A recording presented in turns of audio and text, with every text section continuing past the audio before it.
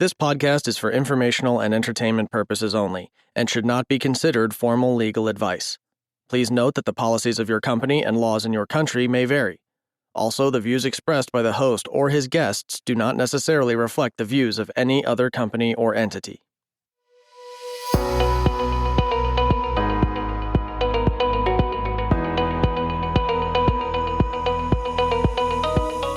Welcome, everyone, to the My Friend in HR podcast, your inside look at the elusive world of human resources and the inner workings of the corporate jungle.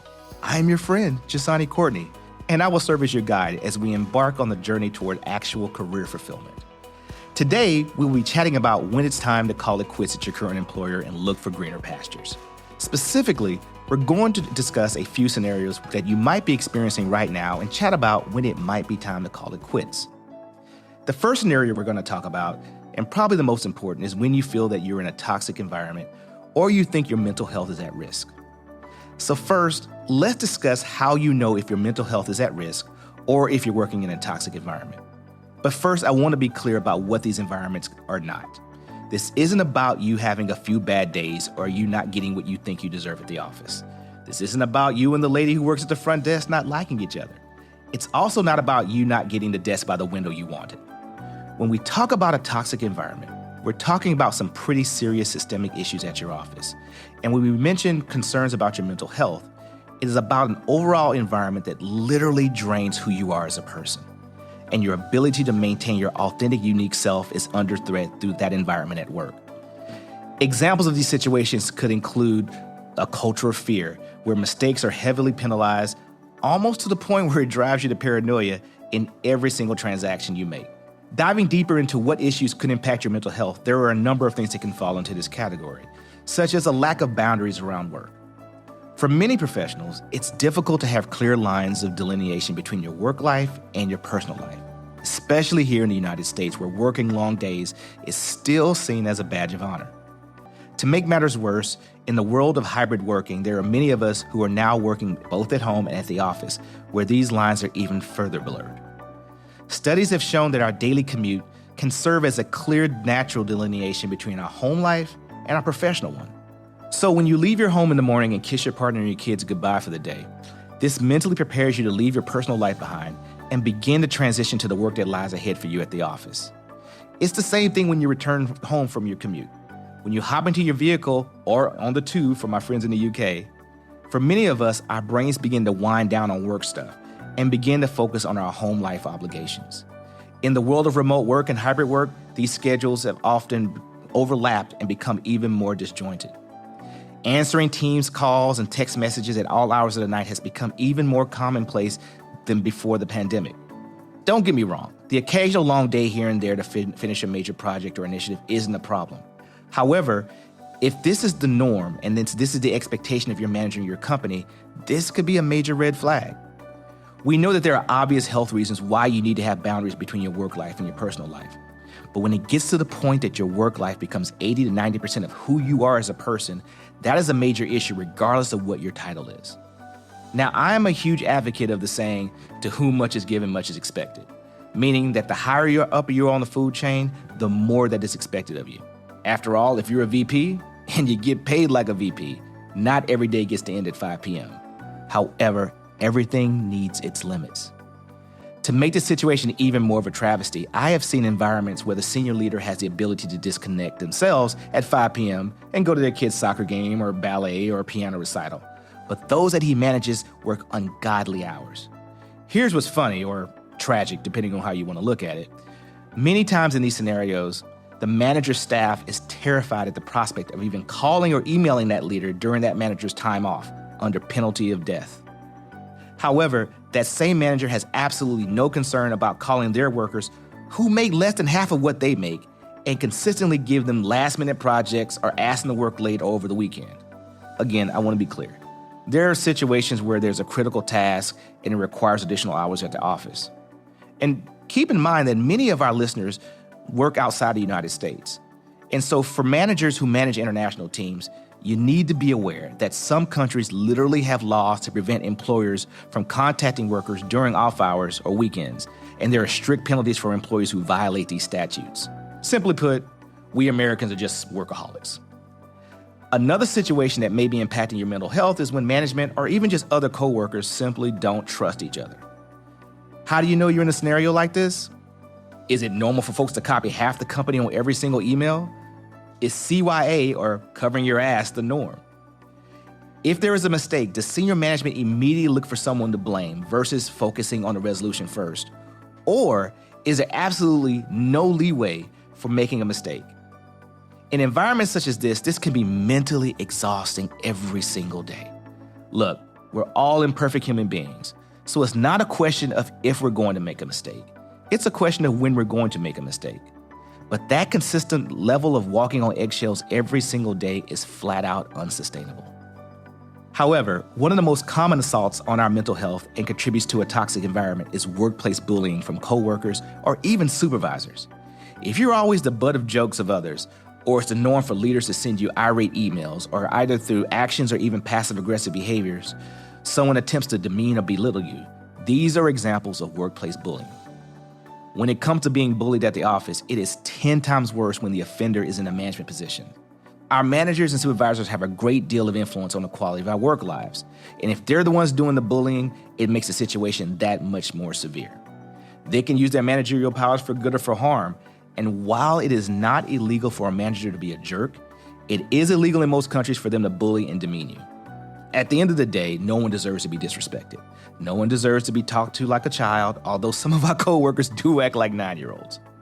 Life is way too short to be dealing with managers and coworkers who attack your character and attack your integrity and try to kidnap your well-being. And again, I want to be clear. I'm not talking about having a single argument with your boss and then things are just a little weird for a few days. I'm not talking about you being mad because someone stole your tuna fish sandwich out of the refrigerator out of the company break room. But if you feel like you're being bullied and harassed at the office, and there's no resolution in sight after talking through these issues with your chain of command or your HR department, then it's time to start looking. In scenario 2, I want to talk about stagnation of professional growth. For those of you who are truly seeking career fulfillment and not just another paycheck, you should always be striving to evolve as a professional. This is done by actually having development plans established with your immediate supervisor. And at least one time a year, you two should be having a discussion about your goals and how you'd like to be developed over that year. Now, I recognize in a lot of companies, managers may not naturally do this. But remember, in this podcast, we're going to be victors and not victims. If your manager does not have these development discussions with you, then you should initiate them yourself. In one of my earlier podcasts, I mentioned that no one, and I mean no one, will care about your career more than you will, and that you need to be your own career manager. However, with that being said, one piece of advice. Do not go to your manager with unreasonable requests or even ultimatums. This doesn't usually go well. However, you do need to ensure that your professional skills not be at the same level this time next year. I plan to have an episode completely dedicated to help you structure what these types of conversations should look like, but let me give you a few tips in the meantime. First, be realistic. You may not always be able to fly off to a professional conference. You may not always be able to sign up for that $5,000 certification course. You do need to be open to on-the-job opportunities if that's what's available. Now, your options will vary greatly depending on your company and the budget that your manager has to work with. But do not let your manager say that because they don't have the budget, that be the end of your development conversation. So let's take an example. Let's say that you need to have more experience managing a budget. Perhaps you should ask your manager to let you partner with them when they develop the budget for the department next year. You could also ask to shadow a colleague. Now, keep in mind that you and your supervisor will have to figure out a way to balance your current workload. However, if you're flexible, this can usually be done. When you approach your manager about potential development opportunities, you need to be realistic about timeframes. If you know for a fact that your manager is not giving one shadow of thought about your development, going in there saying that next week you'd like to shadow Claire in accounting, your manager is probably not going to be prepared to follow up with that in that specific moment. However, if you go to your manager now and say in 2025, I'd like to get more involved in more of the advanced accounting activities, and I think shadowing Claire for an hour or two a week would be a good step in this direction. You have not only given them some scope in terms of what you're asking for, but you're giving them time to plan on how they'll deal with your workload. Does that make sense? One final comment on this scenario I'd like to make is that if your manager allows you to have access to on-the-job opportunities, you should not always be expecting to be compensated or receive a pay raise for completing this training. Remember, there is value to getting experience and learning new skills. And sometimes those new skills and opportunities are lateral moves and not vertical. And as you were considering what your development plans are looking like, you should keep that in mind. Now, let's say you've tried all these techniques and you've been unsuccessful, and your manager shows absolutely no intention of allowing you to develop yourself and increase your skill set. And this has occurred over a number of years. Then in this case, I think you have a decision to make. But remember, regardless of where you work, you should always be evolving. You should always be learning. You should always be cultivating new ways to be a more valuable asset to your organization. And if you can't get that from your current employer, then maybe it's time to seek out one who will. Scenario 3 talks about missed promotions. So when I was in the Army, it was always known that an officer could only get passed over for a promotion so many times before being discouraged to hang up his or her boots. In the private sector, things are not as straightforward. It is highly discouraging getting passed over for a promotion. That actually has happened to me personally. I interviewed for a role at my company as an HR manager, and I was passed over for what I felt like was a really silly reason. To be honest, I was really devastated. So much to the point where I literally had to take a couple of days off to process and decide what my next steps would be. In my case, I did eventually decide to leave that organization. But just like any other relationship, when you've invested years of your life into it, it can be hard to see any other path forward other than to endure the current situation. In my case, I had already invested 7 years and had literally worked in every department that this new HR position would oversee. In the end, I simply couldn't reconcile the decision that had been made, so I eventually decided to leave that organization. I did this before I became a fully disgruntled and cynical employee, as this would not have helped my situation. If you're passed over for a promotion, you do need to look at the situation in its totality before making a hasty decision and up and quit your job. My first piece of advice is, do not make the decision then and there when it happens. Very rarely is it good to make a decision while your emotions are running high. However, if you tend to feel the same way after a few weeks and you can't help but have a different opinion of the company, then you need to decide whether or not that organization is still the place for you. However, before you type up that letter of resignation, consider a few things. First off, did they give you specific reasons about why you weren't selected? If so, make sure you ask them to elaborate. If you were indeed missing a couple of skills, is the company willing to put you in a position to eventually gain that experience so that next time a similar opportunity is available, you will be in a better position to obtain that opportunity? If so, and they say yes, that we're willing to invest, then you might not want to be too hasty in your decision making. Even if you disagree with their assessment of your credentials, whether or not the company is willing to invest in your development says a great deal about where you currently work. Now, I want to talk about the other side of the coin.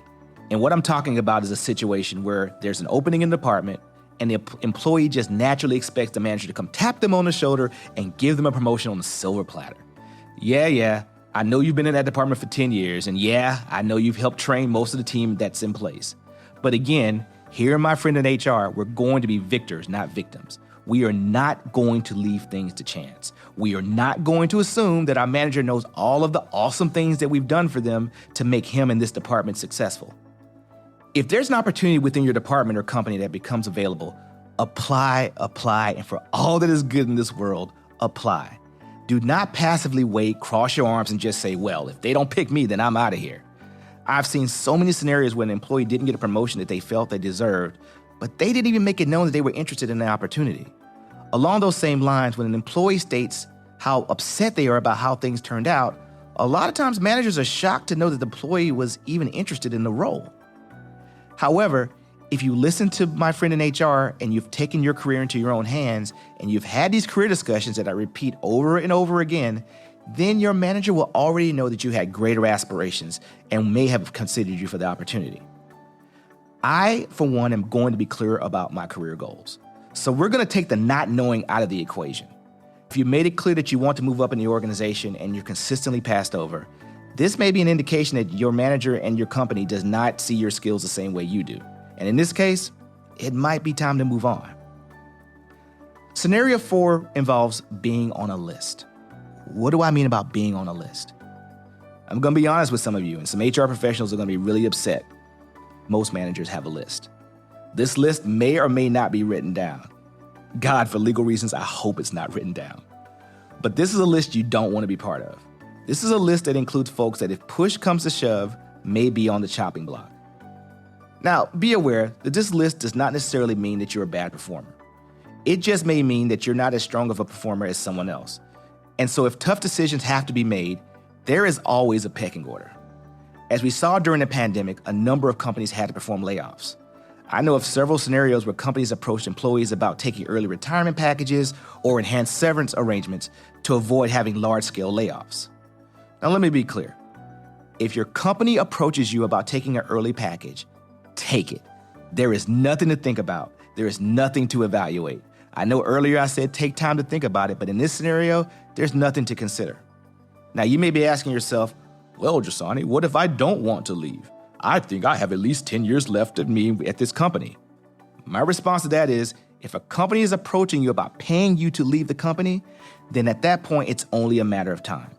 And trust me, the next time the company approaches you, the discussion and the terms may not be nearly as generous. So if this happens to you, you need to immediately switch your mind and see the scenario as a business transaction. Take your ego, take your pride out of it. For my listeners outside the United States, especially those in Europe, some of you may be completely aghast by hearing such a thing can actually happen. And to that point, what can I say?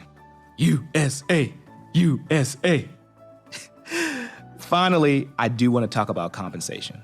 And I intentionally left compensation last because honestly, with every statistic that's out there, most employees do not leave their employer because of money.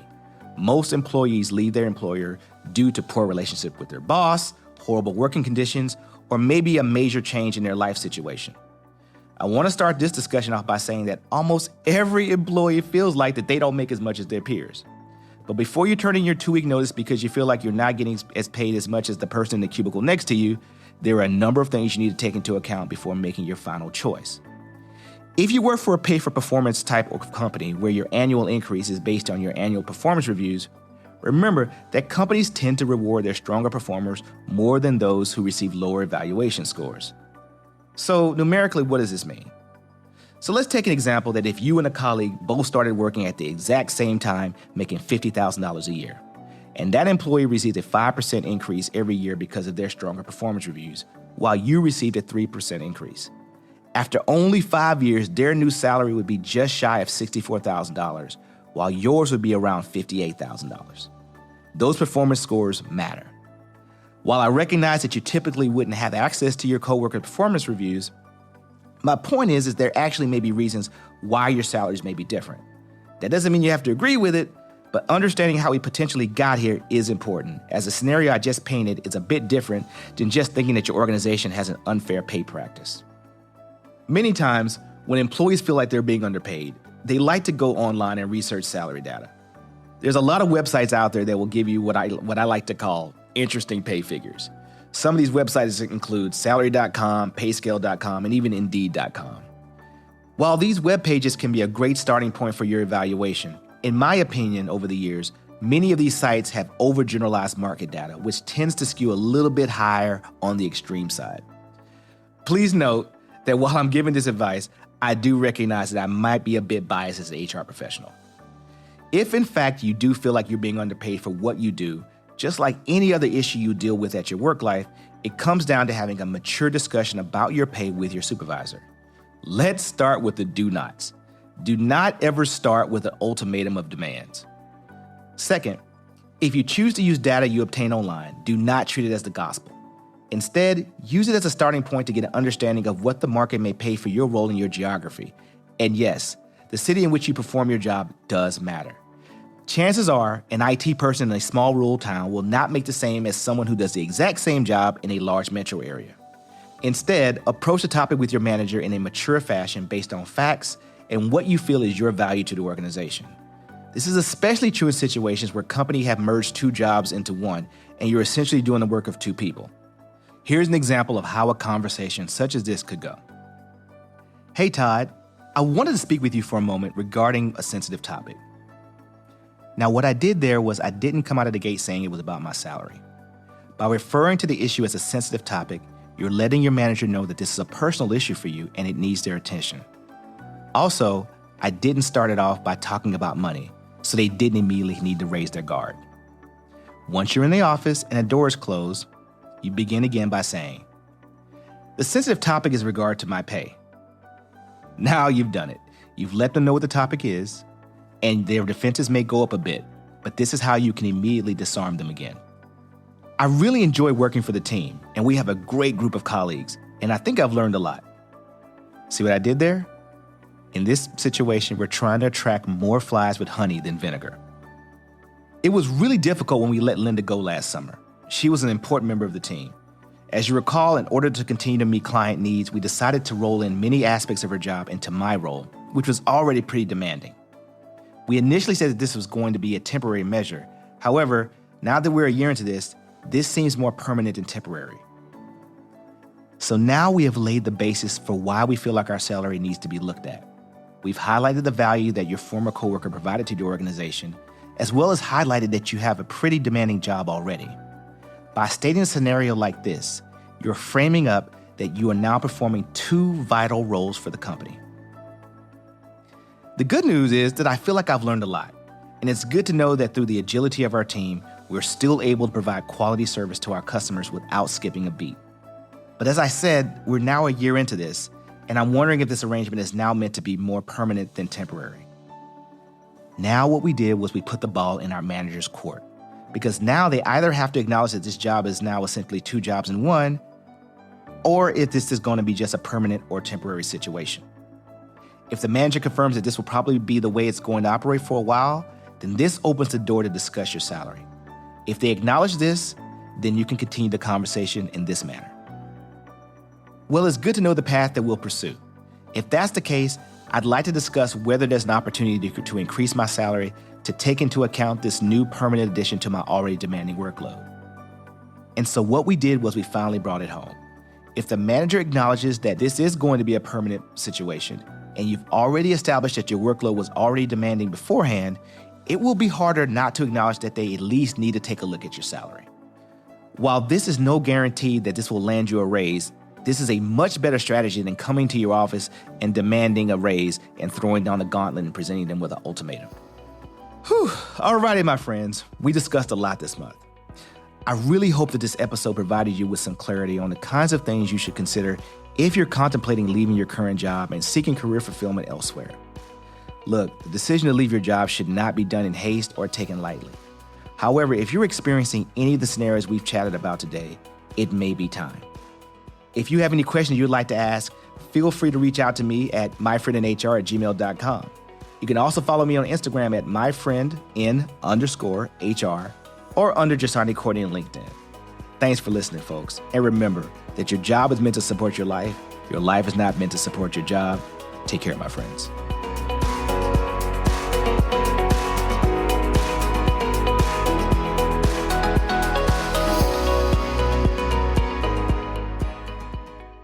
This podcast is for informational and entertainment purposes only and should not be considered formal legal advice.